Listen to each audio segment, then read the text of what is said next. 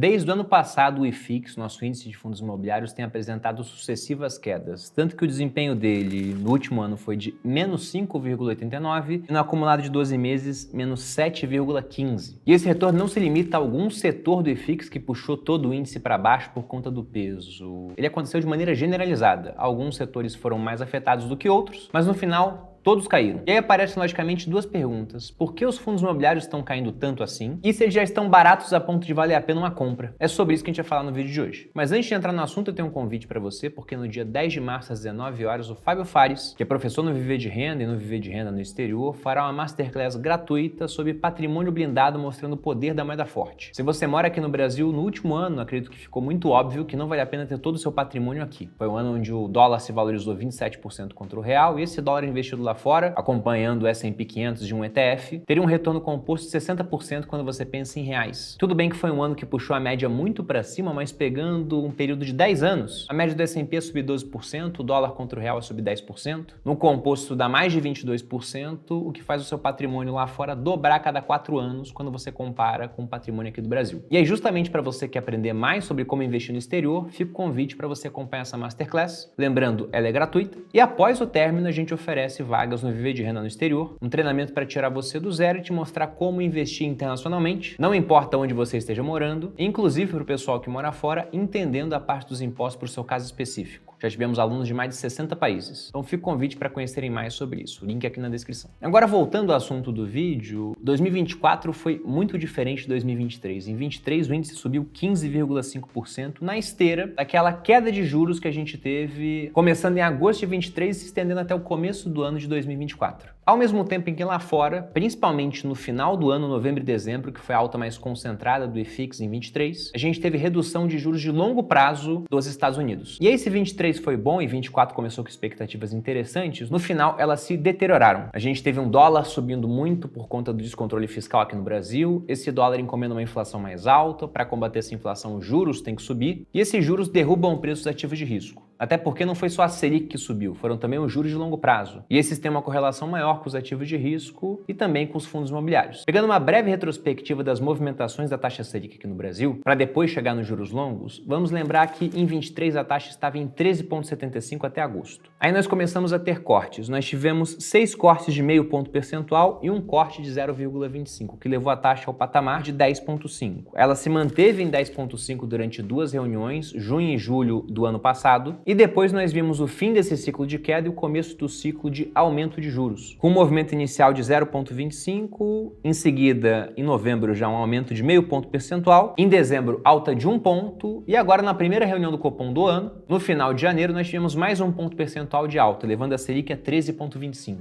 Poxa, Bruno, você recapitulou a Selic, mas acabou de citar que essa taxa não é aquela que tem mais correlação com fundos imobiliários, pelo menos de maneira geral, porque vamos lembrar que há fundos de papel, recheados de CRIs, e esses CRIs podem estar ligados ao CDI, que é uma taxa que acompanha muito de perto a Selic, então quando a Selic sobe, o CDI sobe, a remuneração desses fundos até acaba aumentando, desde que não ocorram calotes, né? Porque uma taxa muito alta também pode levar a isso. Agora, não é porque a Selic não tem essa correlação maior com fundos imobiliários que ela não afeta, até por conta de um outro possível cenário de dominância fiscal, fruto desses juros muito altos que temos aqui no Brasil. Porque veja o seguinte, né? Pegando como o ciclo funciona. Nós estamos vivendo um momento onde o governo ele busca aumentar a sua arrecadação a todo momento, tentando equilibrar as contas públicas, mas pela via da arrecadação e não do controle de gastos. Ele meio que já está esgotando aquilo que ele pode fazer nesse sentido, uma vez que, se você pega o PIB, a carga tributária fica em torno de 34%. É nível país da Europa, enquanto serviço público aqui no Brasil é nível país africano. Na verdade, é mais alto do que boa parte dos países da Europa em termos de tributação. E aí, quando os investidores internacionais olham para isso, eles veem, bom, eles têm pouco espaço para aumentar imposto, não querem cortar gastos, então não parece que no longo prazo o filme vai estar interessante. Apesar de que a fotografia agora não é tão ruim. Aí eles começam a tirar dinheiro daqui. E o local também faz isso. Com todo mundo querendo trocar real por dólar, o dólar sobe. Esse dólar mais alto já encomenda uma inflação futura mais alta, porque tudo que é importado ou pode ser exportado também fica mais caro. Para conter essa inflação, um banco central responsável, através do Copom, seu Comitê de Política Monetária, deveria aumentar os juros, que é justamente o que está acontecendo agora. E aí, na trajetória normal, esses juros mais altos iriam frear a economia, ou seja, juros mais altos já contratam menor crescimento econômico à frente, mas com essa economia mais devagar, a inflação acaba acaba retraindo. Há menos demanda, há menos consumo. O empresário, em vez de querer abrir uma nova fábrica, ele vai deixar o dinheiro guardado, ele está sendo bem remunerado por isso, ele deixa de contratar. Quem não foi contratado não tem emprego, não tem renda. Se não tem renda, não consome. E como o consumo de um vira a renda do outro, a roda da economia gira de maneira mais devagar, o que deveria controlar essa inflação para que os juros possam baixar depois. Sendo que esses juros altos também dão uma ajuda no câmbio, porque aumentam a atratividade do Brasil no cenário internacional para investimentos de renda fixa. Agora, o ponto é que aqui no Brasil a coisa já está meio diferente por conta do medo da dominância fiscal. E o que seria isso, né? É um cenário onde o fiscal ele fica tão ruim que ele realmente domina a situação e o Banco Central ele perde capacidade de fazer política monetária para segurar a inflação. E hoje a nossa dívida pública já gira em torno de 80% do PIB, o que para países emergentes é um patamar alto,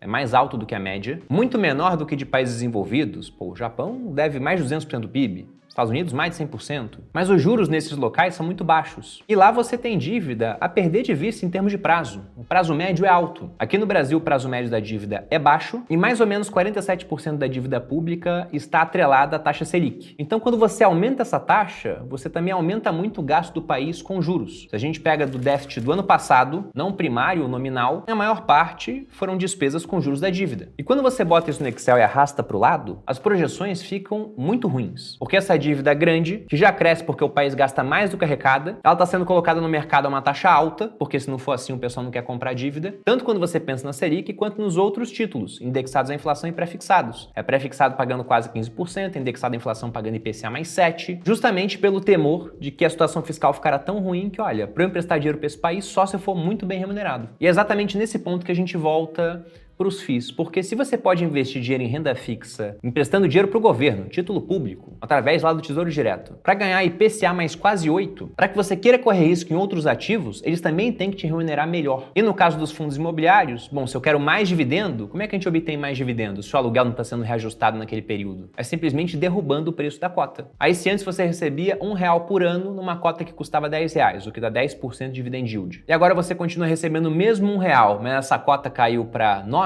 perceba que seu dividendo saiu de 10% para um pouquinho mais de 11%. Uma outra maneira de enxergar isso é através daquele modelo de precificação que muitos usam para fundos imobiliários chamado modelo de Gordon. Lá nós temos uma fórmula muito simples. Você tem que o preço do fundo imobiliário vai ser igual dividendos, e aqui você coloca aquilo que você espera receber em 12 meses, sobre K menos G. K é a taxa de desconto e o G é o crescimento do dividendo ao longo do tempo. E aqui eu não vou nem colocar valores, é só para você entender a relação. Eu sempre digo que investir é muito simples desde que você saiba somar, multiplicar, subtrair e dividir. Porque veja o seguinte, né? Acima você tem o valor de dividendos, é o numerador. Quanto menor o denominador, maior o resultado, ou seja, maior tem que ser o preço. Agora, se o denominador começa a ficar muito grande, essa divisão dá um número pequeno, ou seja, o preço será menor. E qual que é o ponto, né? Se o dividendo cresce, o numerador vai estar crescendo. Se a taxa de crescimento dos dividendos do FII cresce, perceba que a taxa de desconto menos essa taxa dá um número pequeno. Então, no final, o preço também vai ter que subir. Agora, se essa taxa de desconto ela sobe muito, e o que é essa taxa de desconto? É justamente o prêmio de risco que você tem que ter para investir em fundos imobiliários. No final, o denominador fica grande e o resultado do numerador pelo denominador é um número menor. O preço tem que estar mais baixo. E para que você entenda essa questão de taxa de desconto, vamos dar um exemplo muito simples aqui. Pense em dois primos seus que querem dinheiro emprestado. Eles querem o mesmo valor e estão dispostos a pagar o mesmo juros, 10%,